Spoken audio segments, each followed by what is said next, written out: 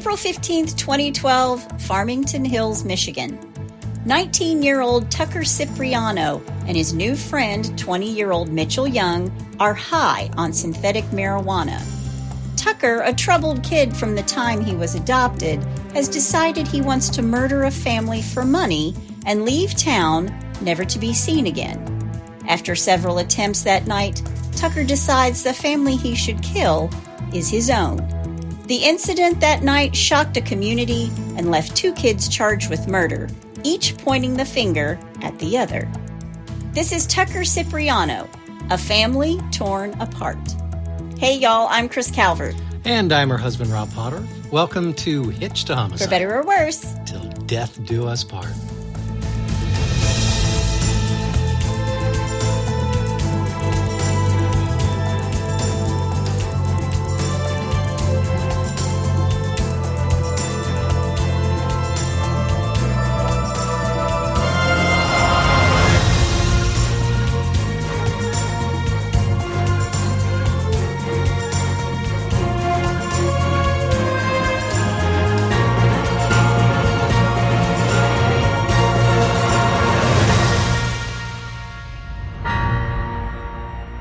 Welcome back, everybody. Yes, welcome.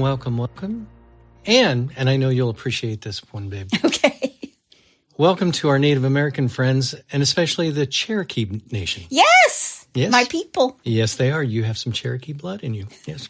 De Dani Nas Di, De Nani Las Di, De Dani Las Di. That's wonderful. I love that. Absolutely. Thank you very much. Shout out to all the Native Americans out there. Absolutely. My grandmother, I got family in North Carolina, was Cherokee Indian. Yep. Well, wherever you're listening to the podcast, be sure to subscribe. Please leave us a like, rate us, or write us a review. Yep. If you want more true crime, please join our closed Facebook group, the H2H In-Laws and Outlaws. Yep. Type it in on Facebook just like that, or go to our website at hitchtohomicide.com, and you can find a link there. Yes. We love our folks. Yes, we do. In the In-Laws and Outlaws. That's our family. It's fun. Just a reminder, we have a new space on our website if you want to share with us your own true crime story, your brush with true crime. Yes. Be sure to share yours, and we just might talk about it on the podcast. There are lots of them coming in. Yeah. I love it. Yeah. Well, this story today is so tragic and scary. It's a parent's worst nightmare. Man. Before we get started, let me thank some sources used for today's podcast. Murderpedia, the Detroit Free Press, Channel 4 News, the Just Thought Lounge, the Oakland Press, Michigan Bar Appeals, mlive.com, patch.com, medium.com, and CBS News. All right. Well, you ready? I am. Let's do it. I want you to meet the Cipriano family. Now, if they actually lived in Italy, they would be the Cipriano family. Cipriano. Because it's Cipriano, but they go by Cipriano. I double-checked it. Okay. Robert, or Bob, as everyone called him, was born on November 30th, 1959. That's a good year, isn't it, Rob? Yes, it is. Vintage. Vintage and fabulous. His parents were Salvatore and Eleanor Cipriano. He was a number 3 in a family of 6. Wow. He graduated from Bishop Borges High School in the Detroit suburb of Redford, Michigan. When he graduated, he attended Central Michigan University in Mount Pleasant. Okay. On September 17th, 1988, Bob married the love of his life, Rosemary Trahan, or Rose. Okay. Gotta marry the love of your life, honey. Absolutely. Valentine's Day is just around the corner. And I guess I should start thinking about that. You better. Just kidding. Bob and Rose, in love, made their home in Bay City, which is northwest from Detroit and inside the mitten where the thumb meets the hand near Lake Huron. Do you like how I described? That's Chris's geography lesson for the day. Inside the mitten where the thumb meets the hand. Well, for an idiot like me, it works. You know what? Geography is not my thing, but I tried. Bob loved sports. He was a runner. He ran marathons. He did triathlons, but he also played in both softball and basketball leagues. Okay. At some point, the family moves to Farmington Hills, which is a northwest suburb of the Detroit area. It's very nice, very safe, very lovely neighborhoods. Okay. He worked for Dearborn Public Schools after working in the business office for Oakwood Hospital. Oh. 5 years after Bob and Rose were married, they adopt a baby boy born on April 5th, 1993. A baby boy who was abandoned by his mother. Oh. 4 days later, Bob and Rose took the baby boy home, naming him Tucker Robert Cipriano. Okay. A year later, Bob and Rose welcomed a set of fraternal twins, boys, Salvatore, named after Bob's father, and Tanner. Now, what's that, their natural kids, or did Yes. they adopt? Okay. Nope. They had these two twins. Gotcha. And kudos to Rose for carrying twins. Yeah. I couldn't do it. Wow. All you mamas out there that have multiple births, my hat is off to you. Yeah, I don't know how Octomom did it. Oh my gosh, don't get me started. Don't get me started. Next. Then 10 years later, Rose and Bob welcomed a little girl into the family, Isabella. I think they called her Belly, which I thought was very, very sweet. That's cute. Rose worked at the YMCA. She was an avid swimmer and she taught fitness classes. And Bob worked for the public school system. Both of these parents are in shape and fit. And all the Cipriano kids played sports, even Isabella, who played softball, I believe. Yeah, they're just an athletic family. Very much an athletic family. Yeah. I mean, just nice, wonderful, happy. Everybody loves this family. Right. Bob and Rose were huge supporters of their kids, and Bob coached and loved seeing his kids play sports of any kind. Bob and Rose loved their family, and even though Tucker was adopted, they never treated him any differently than the biological kids. They're all one big family. Of course. Yeah. But Tucker had problems. His parents took him out of regular school pretty early on because he was having trouble learning. So he goes from public school to private school. And by the time he's in second grade, Tucker is diagnosed with ADD, and Rose was driving him to and from Ann Arbor more than once a week to get treatment. Wow. But while Tucker is struggling growing up, his two younger brothers are thriving. They were both really smart and very athletic, everything that Tucker seemed not to be. Right. And by the time Tucker is 16, he's getting into trouble. In May of 2009, Tucker is arrested as a juvenile for possession of drugs, and he is placed on supervised probation. Wow. Now, you're going to find that as he gets into trouble, he really is sort of thrown some softballs, because I think it's because of who his family is, and I think that they think this is a good kid. I mean, this is somebody who's redeemable. Right. But they don't throw the book at him. In fact, there's an article, I think, in the Detroit Free Press that just basically said this kid got a pass a lot. Wow. Well, they probably thought the parents were going to, reprimand him and discipline him. And they make did. Sure, yeah. And they did. And his mom, Rose, wanted to know how to best deal with Tucker, how to help him. So she went to classes on substance abuse to understand what her son was going through. Gotcha. Then on June 4th of 2011, he's arrested for possession of cocaine and is released from jail on a $5,000 personal bond. Wow, he's going downhill quick. Yes, but while he's on bond, he's arrested 12 days later as a minor in possession of alcohol and is sentenced to 30 days in jail and 1 year probation. Wow. So that's his third offense, and he's only going to jail for 30 days. And they don't have the 3 strikes you're out. I don't know what they have, but he's still a juvenile. Well, yeah, true. Okay. But he's released early. And by August 18th of that same year, he's arrested for retail fraud and minor in possession of alcohol, where he blew twice the legal limit. Gee whiz. He pled guilty to the possession charge, and his probation is extended. So no jail time. We're just extending your probation. Yeah. Now, apparently by this time, he's not really living with his parents, and he's dropped out of school. He just kind of stopped going to class. And there were indications that he was stealing from his mom and dad to fuel this drug and alcohol purchases, whatever it is that he's buying. Well, where was he living? Well, he's living in hotels, and he's couch surfing. And there's a woman, her name is Christine Frederick, who's recovering from some type of brain surgery.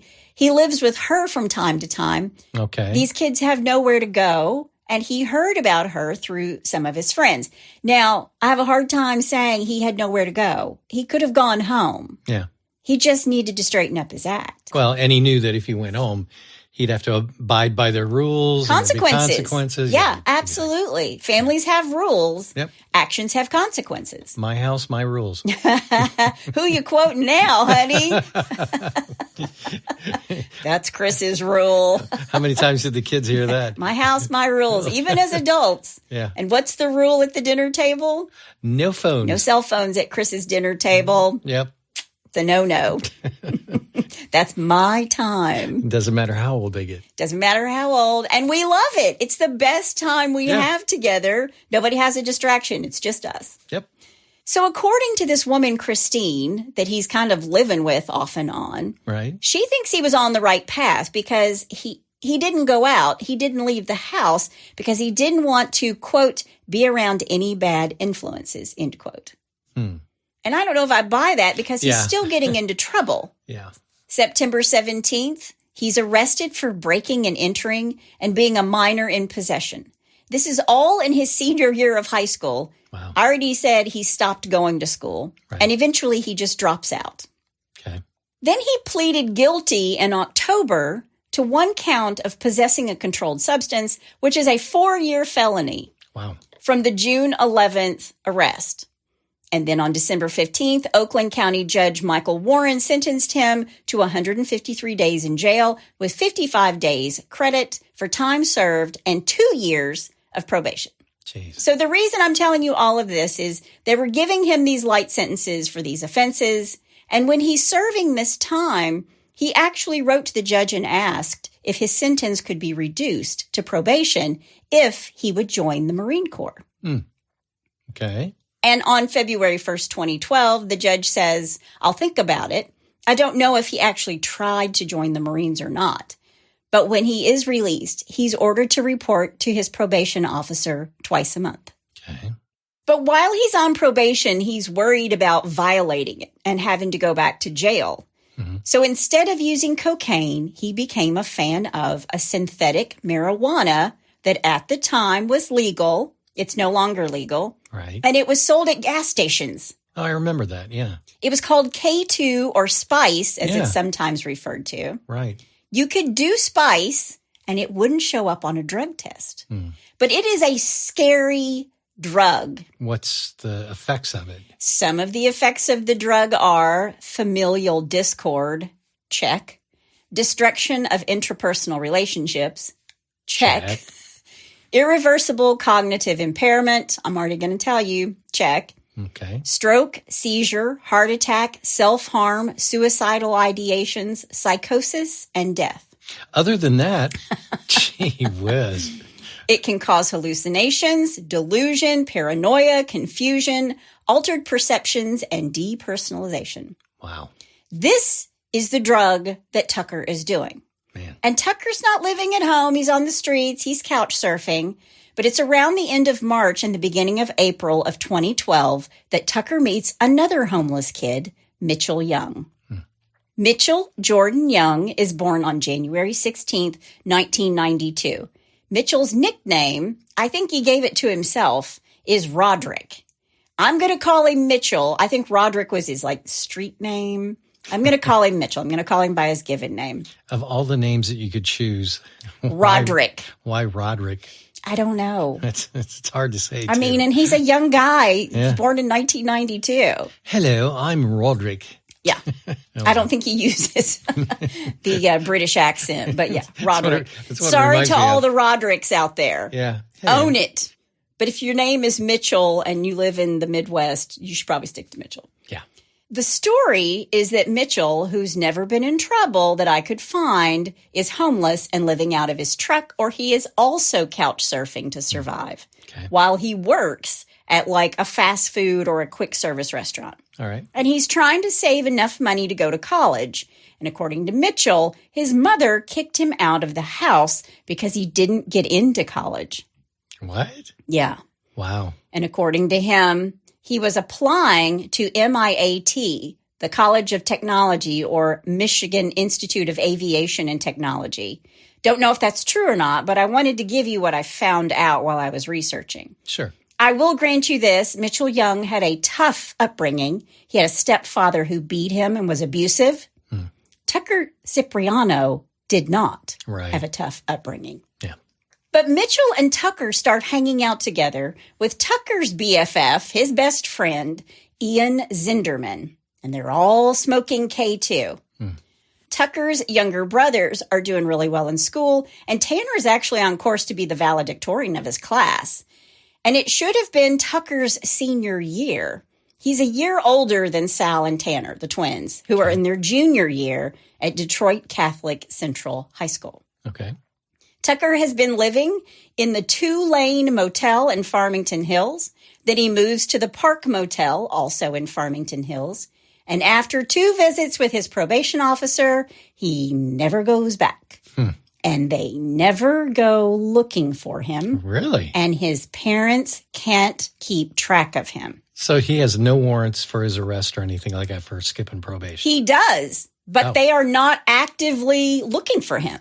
Well, the other thing I wanted to know is how's he affording to stay in the hotels? And I mean, does he have a job? What's he doing? I think they're doing a little petty theft and stealing and begging. Who knows? Yeah. Okay. Inquiring minds want to know. Well, I'm about to tell you everything you ever wanted to know, and it's not good. Yes. But after Tucker meets Mitchell, by the end of March of 2012, Tucker is telling Mitchell and Ian that he wants to kill a family. Wow. He wants specifically to rob and kill a family for cash to fuel his drug habit. And after this, he wanted to either go to Tennessee or Mexico. And when I read that, I thought, dude, those are 2 totally different vibes. Yeah, exactly. Tennessee or Mexico. Yeah. And according to his friend Ian, he talked about killing a family so much, everybody thought it was a joke. Man. Everybody thought he was just joking. Wow. When Tucker's birthday on April 5th rolls around, his 19th birthday, his dad posts on his Facebook page saying, "Happy birthday, call me." And his mother posts, "I thought this was so sweet." Quote, "I tried texting and calling you. Grandma has a birthday present for you. Call me, love, Mom." End quote. They must be heartbroken. I mean, they're trying very hard, but I think they're also implementing a little bit of tough love. Sure. I think they gave him chance after chance after chance, and he took them all and just took advantage of anything and everything that they did for him. And I'm sure it was hard to do tough love. It's always hard. You love your children. Yeah. It's very hard to dole out that tough love when you know it's what they need. And when you're telling your kid, this is breaking my heart as much as it's breaking yours. And they're like, sure. Yeah. Just ask Santa Claus in Fred Claus. It's true. It is true. Got to practice a little tough love. Got to practice some tough love. 10 days later, on the night of April 15th, 2012, and into the wee morning hours of April 16th, Tucker, Mitchell, and Ian decide they're going to put this plan into action. Tucker tells them they can rob his parents' house because he thinks there's around $3,000 in there and they can split it 3 ways. So Mitchell drives his truck to the Cipriano home because he knows there's a debit card. Tucker knows there's a debit card in his dad's car. Okay. And Mitchell waits in the car as Ian and Tucker break into the garage through an open window. I've also read that they broke a window, but I did read that it was an open window. He knew it was going to be open. He just raised it. They climbed through it, and then they started pilfering through the cars. Gotcha. They get Bob's Dearborn Federal Credit Union card. First, they go to a Valero station, a service station in Farmington Hills, and they try to withdraw $100 from the ATM, and they fail. Then they went inside and bought K2 in the convenience store using the debit card. No problem. Don't have to put a PIN in. Right. And then they fill up Mitchell's truck with gas. Then they drive 9 miles north to a mobile station in Kego Harbor, which is where Tucker's 15-year-old girlfriend, Samantha Chick, lives. And I'm sure they didn't have Bob's PIN number, so that's why they couldn't get the $100 out of it. Yeah, exactly. Yeah. Well, maybe he was taking a guess. And, I was reading this one article and it was like, how would he know his dad's PIN? Yeah. Kids never know their parents' PINs. Oops. My kids do. That was your first mistake. Apparently. Yeah. No one's ever abused it, but they do. So, yeah. They're trusting kids. Yeah. So they end up in Kego Harbor, which is where Tucker's little girlfriend lives. They're at this mobile station. They try to use the bank card again, and it doesn't work. They go to Tucker's girlfriend's house, and they talk through murdering a family. Wow. They're smoking their K2, and Tucker and Mitchell really start to map out and seriously talk about killing not just a family, but Tucker's family, the Ciprianos. Jeez. Now, I want to say that leading up to this, Tucker always talked about how he hated being adopted.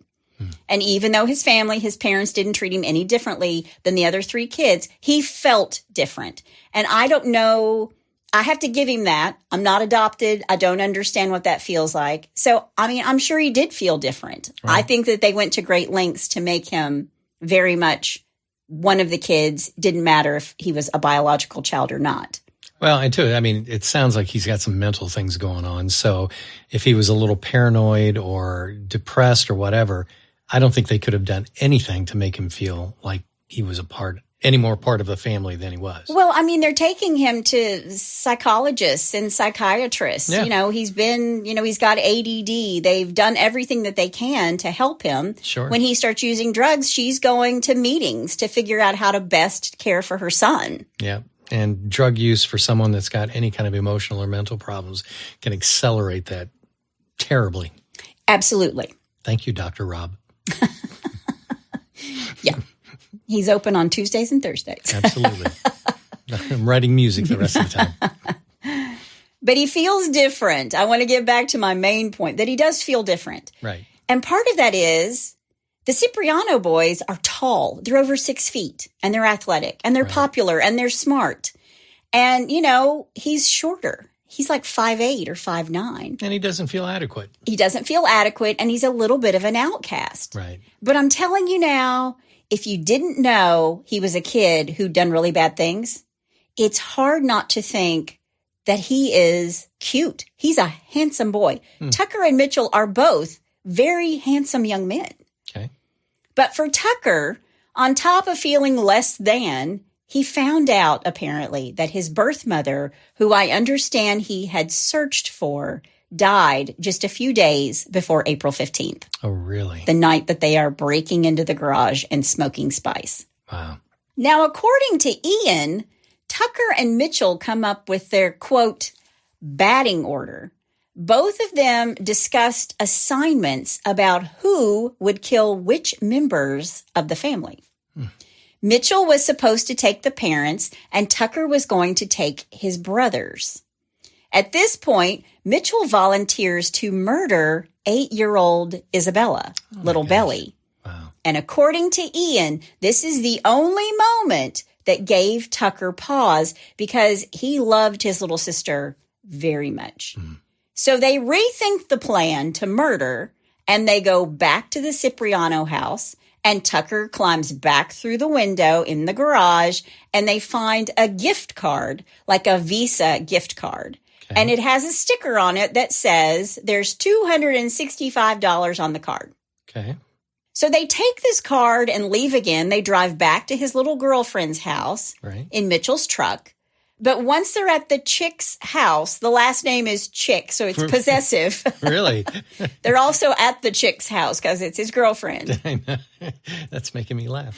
They discover the card only has $2.65, not $265. Wow. So they decide they're going to use Bob's debit card one more time. And when they do, it comes up as blocked for suspicious purchases. Right. Banks will do that to you. Yep. It takes them a while because Rob and I have both had our debit card stolen or... And actually, I've been in other states, traveling, and all of a sudden my debit card won't work. And I have to call the bank and say, hey, I'm in Florida. Yeah, it really is me. It really is me. Yeah. So Tucker and Mitchell and Ian go back to this truck, and it's here that Tucker and Mitchell make their decision. Okay, we're going for it. We're going to murder Tucker's family. But after all the chit-chat of who was doing what and killing who, I've seen an interview with Ian, and he basically says, I'm out. Quote, if they want to their lives, they can do it, end quote. Wow. He didn't want to be brought into it. Sure. Ian tells them, drop me off at Tucker's girlfriend, at the chick's house. Yeah. At the chick's house. Drop me off at Tucker's girlfriend's house in Kego Harbor. He's been with them this whole night, but now he's like tapping out. I'm tapping out. Yeah. And here's why. Tucker and Mitchell are deciding who's going to kill who, and they want Ian to drive the getaway car and then to dispose of the bodies in the Detroit River, but not before weighing them down with barrels of some sort. Good Lord. And Ian's like, yeah, no. Yeah, that's above my pay grade. I'll smoke the K2 with you. Yeah. I'll climb into your parents' garage and take a gift card worth $2.65. Yeah. Maybe we buy some K2 on Bob's debit card. But now I'm done. Yeah. So at approximately 1:45 a.m. on April 16th, 2012, Tucker and Mitchell drop off Ian and they drive to the house a third and final time. I'm surprised they didn't do something to Ian because he's the one that knows exactly what's going on. They're not thinking straight. I mean, they are high on this K2, on this spice stuff. Right. They arrive around 2:30 a.m. and with them, they have knives. The plan is to stab the family to death. So they go back through the window that had gone through before in the garage. They go through the garage where Tucker picked up an Easton baseball bat. And when I read that, I was like, oh my God, we have had so many Easton baseball bats in our garage. Yeah, I think we still do. We probably do. But he picks up this baseball bat and he opens the door from the garage to the house, to the mudroom, because it is not locked. And let me tell you, people, lock that door. I've had so many police officers say they might be able to get into your garage for some reason. Yeah. But don't let them in the house automatically because of that. So lock that door. Yep. But before I get into this, I want to talk about the Cipriano family. Okay. It's April 15th, 2012. It's a Sunday, and the whole family went to church that day at St. Fabian Catholic Church in Farmington Hills. Good Italian Catholic family. Yeah. That night, Rose and 8-year-old Isabella went to bed around 9:30. Those are my people, going to bed early. Mm-hmm. Bob watched TV in the front family room. But that's Rob. That's my guy. By 10:30 p.m., everybody in the house, including the two twins, Sal and Tanner, are in bed. It's a school night. Right. As Tucker and Mitchell open the door from the mudroom into the house, the family dog, Emmy, starts barking. And Emmy wakes up Bob, Tucker's dad. I also read that Emmy bit Tucker. Oh, wow. Somewhere in this exchange, the dog bites Tucker. Okay. Bob comes down the stairs. He's only got on his underwear. He's got on his boxer shorts. And he confronts his son, Tucker. He tells them, get out. Right. Now, who does what to whom is going to be dissected from here on out because there's going to be a whole lot of finger pointing going on. Okay. Tucker, using the bat, attacked his father, hitting him in the head. And when this happens, Mitchell asks him, what are you doing? And Tucker says, quote, join this or you will join them, end quote. Wow. Tucker then gave the bat to Mitchell, and Tucker held his father while Mitchell continued to beat Bob with the bat. Jeez. And when Bob fell to the floor unconscious, Mitchell stood over him, continuing to beat him. Now, while all this is happening, Tucker's mom, Rose, hears the initial get out of my house and comes running down the stairs. She's pleading with them both, saying, quote, please stop. I love you. I will give you whatever you want. Just stop. Just leave, end quote. Man. And that just broke my heart. Yeah. She is pleading. She's begging her son. Wow. Now, while Rose is pleading, little Isabella comes down the stairs. She sees what's happening. She goes to her room and gets another bat, her softball bat, which I believe is pink or rainbow colored. She's giving it to her mother to defend herself, but it's taken away or dropped, and Tucker picks it up and hands it to Mitchell, saying something to the effect of, "Shut her up," meaning his mom. Wow. So Mitchell beats Rose in the head with the softball bat. Ugh. Now, Sal, one of the twins at this point, he runs in, he sees what's happening, he goes and gets his pellet gun or BB gun. I've read it was both of those things. Okay.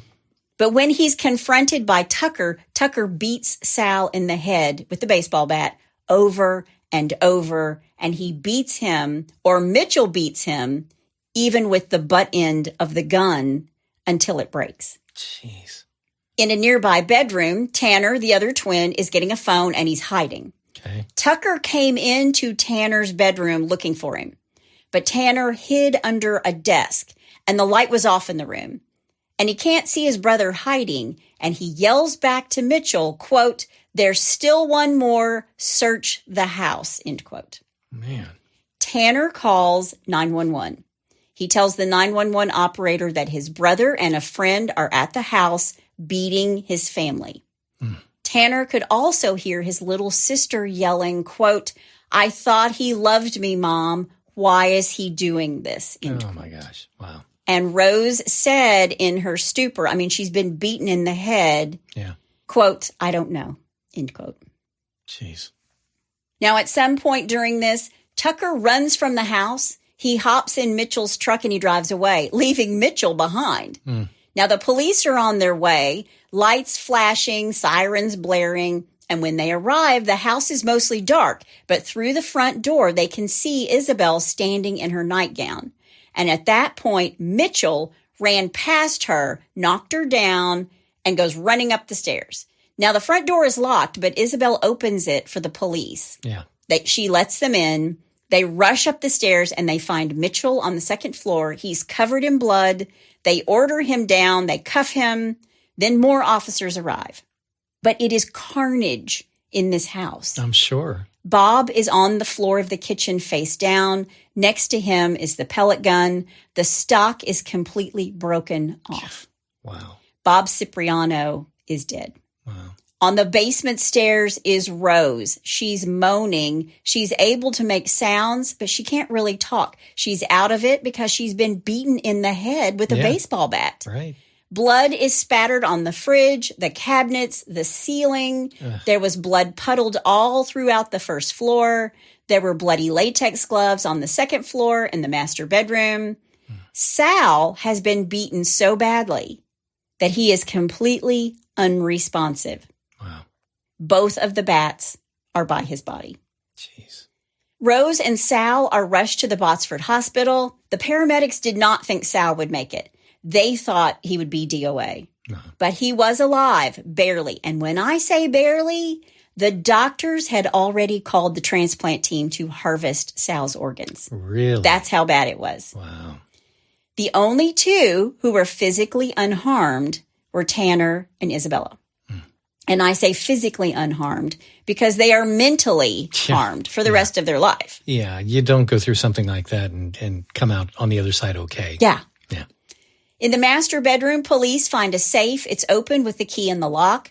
Tanner will tell police his parents kept the safe there because Tucker was always stealing from them. Now, when police get their hands on Mitchell Young, they take him to a hospital because he has a dislocated jaw and injuries to his face and stomach and injuries caused by a baseball bat. Really? He tells police, "I am a victim of Tucker, too. I didn't know he was going to murder his family. I didn't kill anyone." And I've seen this interview. He is hysterically crying to these police. Wah. Wah is right. Yeah. Just wait. Okay. But police are after Tucker, who's driven Mitchell's truck back to his girlfriend's house, Samantha Chick, in Kego Harbor. And when Tucker arrives, he had blood on his shirt and a bite on his arm. And when she asked him, he said, the dog bit me. So I'm thinking not when he came into the house did the dog bite him, but when he was beating the owners with a baseball bat. Yeah. That's what Scotty would do. Scotty, would you do that for us? Be biting some ankles. Yeah, he would. He'd get some toes. The way I read one article, there were a few people at the chick home that night, and no one wanted to ask Tucker where he'd been or what had happened to him. Everybody just starts smoking more K2. Tucker takes off his shirt. He tries to wash it. Then he falls asleep. But at some point, he wakes up. And Samantha had actually Googled Tucker's name on the internet and found the reports about the attacks on his family. Wow. Then he asked Samantha to get him some clothes and a knife from the truck. But before she could, the police show up and take Tucker into custody. There you go. I mean, they already know what happened, and here's why. They have spoken with Tanner and Isabella as witnesses. They watched the whole thing unfold. Yeah. In the interrogation room, they questioned the boys separately. Right. Mitchell Young is crying hysterically throughout his interrogation. Tucker is calm. He's stoic even. And to no one's surprise, they point the finger at each other for the murders. Right. And they're both going to change their stories of the events of that night more than once. But Tucker said Mitchell killed everyone, and Mitchell said Tucker was the killer. Eventually, Mitchell tells Sergeant Richard Waby of the Farmington Hills Police Department that Tucker's dad confronted them both in the kitchen and told them to get out, and Tucker attacked his dad, and Mitchell yelled, quote, "What the f*** are you doing?" End quote. Then according to him, Mitchell, Tucker hit him with the bat and said, if you don't get with the program, you're going to join him. Wow. And it's at this point Tucker handed him a bat and told him to shut up his mother. And Mitchell admitted he hit Rose in the head with the bat a couple of times. Then Tucker and Sal fought after he showed up with the pellet gun. Tucker has a story too, by the way. Oh, I can't wait to hear this. Yeah. He tells police that Mitchell attacked both his mother and his father. Tucker admits that he held his father from behind while Mitchell hit him with the bat. Then Mitchell hit Rose, his mother, with the bat when she came downstairs. Then he says he left the scene to hide Isabella away, telling her not to come out. He tells police that he knew Tanner was hiding upstairs and he pretended not to know where he was for his own protection. Wow. He admits that, yes, when Sal showed up with his pellet gun, he hit him with the bat in the head, and then he went into the bathroom and he threw up. Okay. So quite a different story. Yeah. And the problem is they have Tanner and Isabella, for goodness sake. I know. I mean, they've got an eyewitness times two, and they're still trying to make up stories. I mean, well, yeah. One, Isabella sees way more than Tanner. Tanner sees what's happening, goes upstairs, and while all the fighting and the beating is happening, he's on the phone to 911. Right. Okay. Saying, please hurry, please hurry. Right. Yeah. But later, they're both going to recant these confessions or statements and say they were given under duress. Mitchell was on painkillers and handcuffed to a hospital bed, and Tucker was in high school when he waived his Miranda rights and gave his statement. He's a kid. Yeah. I don't know any better. I didn't know I shouldn't have waived my Miranda rights. Oh, jeez. I mean, you know they're watching Law and Order. Everybody's watching Law and Order. Yeah. Everybody's a lawyer. They are both charged with first-degree premeditated murder, first-degree felony murder, 2 counts of assault with intent to murder, and armed robbery. Rose was in a coma for 2 weeks. Jeez. She has a closed head injury. She's going to need rehab. Wow. Sal survived, but will spend months in the hospital before being sent to rehab. He couldn't talk. He could not walk. And he had a feeding tube. Jeez. When it's time for the trial, Rose asks the prosecutor's office to offer Tucker and Mitchell a plea deal, 40 to 50 years. It was long enough to take them into their old age, but not life without parole. She also wanted the plea deal so her family wouldn't have to testify and relive the night of April 16th. Sure. Okay. Bob's brother, Greg, comes to Michigan. He's an attorney in New Jersey. Greg is not happy. Yeah, I was going to say, that's the wrong person to mess with. He is not happy. He's not happy with Tucker, but he's not happy that his sister-in-law has asked for this plea deal, and the prosecution office is pushing forward with the case. It's a high-profile case. This is the kind of case that makes careers and stars out of attorneys. Sure. And the assistant DA, Jessica Cooper, wanted to take this case to trial. Side note, it was going to be the very first trial, I believe in Michigan, but for sure in Detroit, that was going to be on TV. Oh, wow. So she's smelling blood in the water. Yeah. Yeah. Yeah. I mean, she wants to be a star. She wants to be the next Marcia Clark. Marcia Clark. Yeah. Yeah. Oh, wow. But Rose believed, listen, Jessica Cooper's not thinking about us or anybody else. She's thinking about her career. She was not thinking about the trauma of her family. Right. And when Jessica Cooper moved forward, Rose went to the media and said, quote, "Cooper wants a big trial. We are being assaulted a second time. Only this time, it's by Jessica Cooper." Wow. End quote. That's a tough place to be in. That is really, I mean, good for her. Yeah. For using the media to say, we're trying to give them an out. Yep. These are kids. It's sensational. You're just going to put my family through hell one more time. Sure.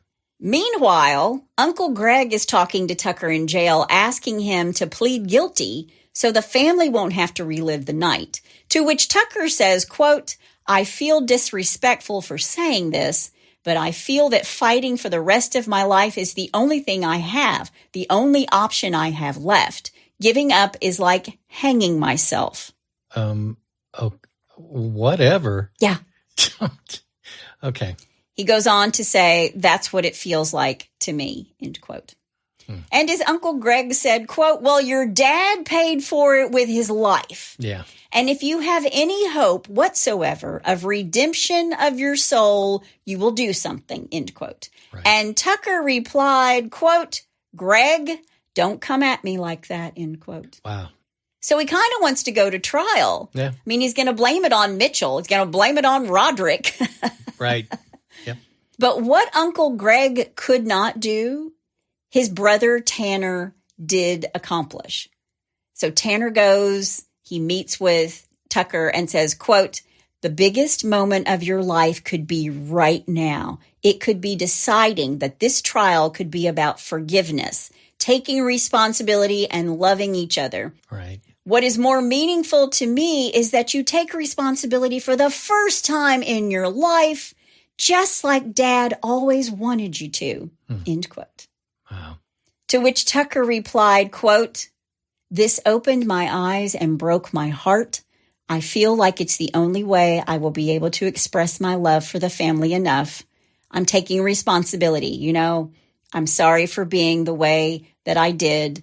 You know I love you, and I'm very proud of you," end quote. Jeez. Days later, Tucker keeps his word, and while the jury is waiting to begin the trial, and the assistant DA is foaming at the mouth, Yep. he entered a plea of no contest, which is considered the same as guilty for sentencing processes. Sure. But he didn't admit that he did it, and he didn't say that he didn't do it. Right. He will die in prison after receiving life without the possibility of parole. Tucker accepted responsibility for his version of that night. Mitchell isn't going down without a fight. And when he pressed them on it, they went to trial. Okay. And they pulled the DNA card. Okay. It was discovered that both bats used were covered in blood. DNA from the Quest bat, that's the little softball bat, matched Sal and Rose. Okay. But Mitchell's DNA wasn't on it. The Easton bat, Rose, Sal, and Bob's DNA was on it. Mitchell's DNA couldn't be excluded as DNA, as a DNA donor. But Tucker's DNA was excluded on that bat. Really? Yes. Wow. When Mitchell is arrested, he had blood on his hands, his face, his clothes, blood that matched DNA for Rose, Bob, and Sal. And the blood spatter expert comes in and says the blood on Mitchell's pants was consistent with impact splatter that showed he was standing over the blood source or the victims. Wow. He's so close. There was blood spatter up the inseams of his pants. Like he's standing over, he's straddling them and striking them with the bat. Man. They did not find that on Tucker's clothes. Tucker's clothes were basically the same, everybody's blood, but he did not have impact blood spatter. And Tucker's clothes had Rose and Sal's DNA, but not his dad, Bob. Okay. Now, as far as Mitchell's injuries, well, the ER doctor said the injuries were severe enough to be from Tucker hitting him with a bat. His injuries, though, were more in line with him having a struggle with Bob. Bob, who runs triathlons, Bob, who runs marathons, Bob, who plays in a basketball league and a softball league. Bob was buff, and he fought back. And they're saying that's what those injuries were. That's where he got him. Okay. That's where Mitchell's injuries came from. Makes sense. And who testifies against Mitchell? But the good old BFF, Ian. He gets immunity to tell his story because he was there for the other two break-ins, but not the murder. Right. And because Ian was believable, the family didn't even need to testify. At Mitchell's sentencing, he takes this opportunity. He's already been found guilty, right? Right. Guilty of murder. He's getting ready to be sentenced. And instead of saying he was sorry, he takes the opportunity to tell the judge everything that was wrong with his attorney and his case when he's given this chance to speak. Wow.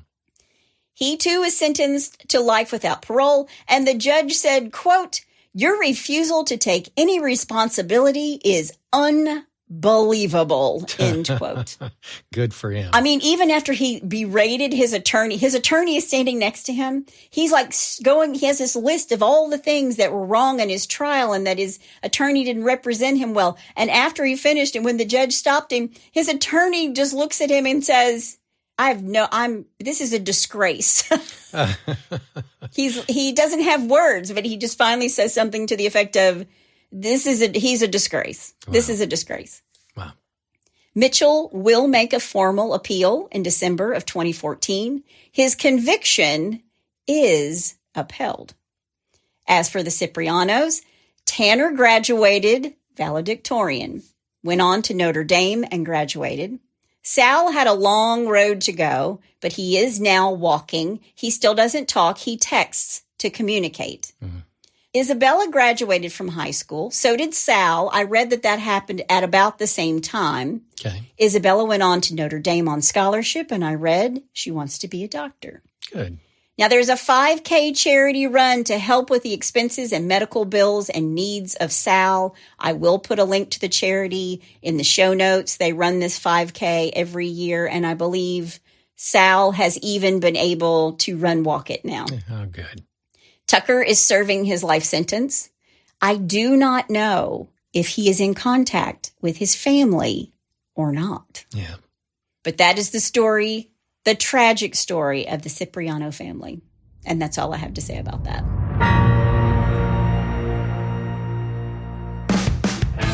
Hey, Hitch to Homicide listeners, the wait is over. If you're a reader or a fan of my Sex and Lies series, Book 10, Sex, Lies, and Rock and Roll is now available on Amazon. With a successful tour and 2 years of sobriety under his belt, rock star Noah Hart is ready to put his secrets and the past behind him. That is, until his former bandmates and business partners are murdered one by one, and suddenly he becomes the prime suspect. When FBI agent Louisa Hathaway is assigned to the case, no one, including her partner, is aware she carries her own secrets, including an undeniable infatuation with rock and roll's bad boy, Noah Hart. As the body count rises, Agent Hathaway is torn between unraveling the truth and falling for the man who might be the killer. Don't miss this new book, Sex, Lies, and Rock and Roll by me, Chris Calvert. Only on Amazon. Rock and roll will never die, but it might kill you. You know, I just don't even know how you would recover. I mean, emotionally, yeah, physically, emotionally, yeah. And you think about the mom. I mean, the fact that your own child. I know he was adopted, but he was still. I mean, they had him from the time he was 4 days old. Yeah. That's your child. Yeah, and the fact that he tried to kill you and he killed your husband. I don't know. The whole thing is just almost killed his brother. Yeah. Well, you'd have to second guess yourself at every turn. But this family honestly did everything they could for this kid. Yeah. They were really trying hard to make this kid's life good for him. Right. He didn't, because Mitchell did have a tough life. Right. And he had never been picked up for anything. Nothing. Wow. Until the murders that night. Amazing. And Tucker had all those, little, possession of, DUI, whatever. Sure. You could kind of see that one coming. With Mitchell, it kind of came out of left field. Right. And of course, they blame the K2. They blame being high. Yeah. And it made him nuts. Well, he's in jail. And so they both are in jail. Yep. And will be there for the rest of their lives without the possibility of parole. And that's a good thing. It is a good thing. They both look vastly different. I will show pictures of them because when they go into jail, when they are picked up right after the murders, they look like such kids, like two young boys, nice looking kids. And now they look like guys who've been in prison for 10 years. You were boys, nice boys. They were nice boys. Yeah. And now they look like they've been in prison for 10 years. All right. It's sad. Yeah. Well, let's move on from that. And yes. Do something a little lighter, like a little bless your heart. Well, bless your heart. All right. This week's Bless Your Hearts. Let's start with number 1. I'm calling it free beer. Don't say that too loud. Yeah. Undercover police officers hunted down suspects who had evaded arrest from crimes ranging from burglary to serious sexual assault, etc., by luring them with a promise of free beer. Come on in, guys. Yeah. The officers sent letters to dozens of people asking them to call a marketing company to receive a free crate of beer. Oh. With 19 suspects falling for the hoax and calling back.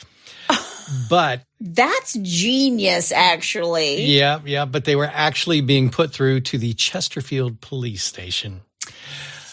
Told to agree a date and time for the booze to be dropped off, they were instead met by police and promptly arrested. And what's the moral of the story? Don't drink beer. I don't know. What is the moral? Nothing in life is free. Oh, yeah, there you go. Sorry. I don't know. There's no free beer in life. Okay, right. Yeah. Okay, number 2. Who actually has the bird brain? Me? No, not you. In 2006, police were able to track down a bird thief after the parrot he stole managed to leave them a vital clue. He stole birds? Mm-hmm. Okay. Tristan Maidment, that's the name, stole Mickey the macaw from a local pet shop. Oh. I know. Though Maidment said he didn't remember doing it. An obviously irate... Yeah. An obviously irate Mickey, the macaw, bit him during the struggle, leaving a trail of blood that police were able to use to obtain a DNA match. I was hoping you were going to say that the bird was like, he's in here. He's in here. I'm being held hostage. Help me. Isn't there I've seen a video where the police show up, the guy's outside working on his truck because there's somebody going, help me. And he brings out his bird and it's his bird saying, help me. Because the police came in and, they get into the driveway and, they got their hands on their holster. Yeah. And he's like, it's my bird. It's the bird. Let me go get him. And they brought him out and the police just started laughing. If we had a bird, that would say something. They're hurting me. Yeah, exactly. Well, Mickey's owner was not surprised by his parrot's crime-fighting act. He was described the bird as being notoriously bad temper. That one's got a bad temper. You got to watch out for that Yeah, one. exactly. All right, number 3, and finally, in deep, deep doo-doo. Okay. In 2009, a drunk driver really put his foot in it after dog poo footprints led North Carolina police directly to him. Oh, my gosh. Yep. Okay. Tipsy teenager Jose Heros Cornilla. Nice. Nicely you. done. Thank you. Drove his black Camaro on the wrong side of the road before crashing into the garden of a dog lover. That'll do it. Yep. Police attending the scene discovered crushed bushes, a damaged fence, a wrecked car, and a fresh shoe print in a pile of dog doo. How big's the dog? I know, geez. Tracing a whiffy trail down the street, That's a big dog. the cops noticed a white van driving toward them. Okay. When they asked the passenger to step out, they noticed the smell of alcohol in the man's breath and evidence all over his shoes. The smell on his shoe, the smell of the evidence on his shoes, too. Yep. Well, guess what? He was promptly arrested. And then when they go back to the garden, the woman walks out. She's got a mastiff. Yeah, exactly. He knew. Yeah. Way to go. The size of a small horse. Jeez. Good job. Yeah. Good job, Ox. There's your bless your hearts. That's good. Those are good. No, thank you. Well, if you have a bless your heart or you know somebody's heart who needs blessing, all you have to do is go to hitchtohomicide.com where there's a pull-down menu. Fill out the form. While you're there, you can also suggest a case. Right? And don't forget about the new form to tell us about your brush with true crime. Your brush with true crime. We did one last week. Yep. Next week is Valentine's Day. We're into February. Yep. Next week's Valentine's Day. We're going to do a Valentine's Day homicide. Of course we are. Of course we are. Blood red. So get your roses and your candy ready for it. Yep. That's my amazing husband out there. That's my beautiful bride in the booth. Join us next time on Hitch to Homicide. Bye, y'all.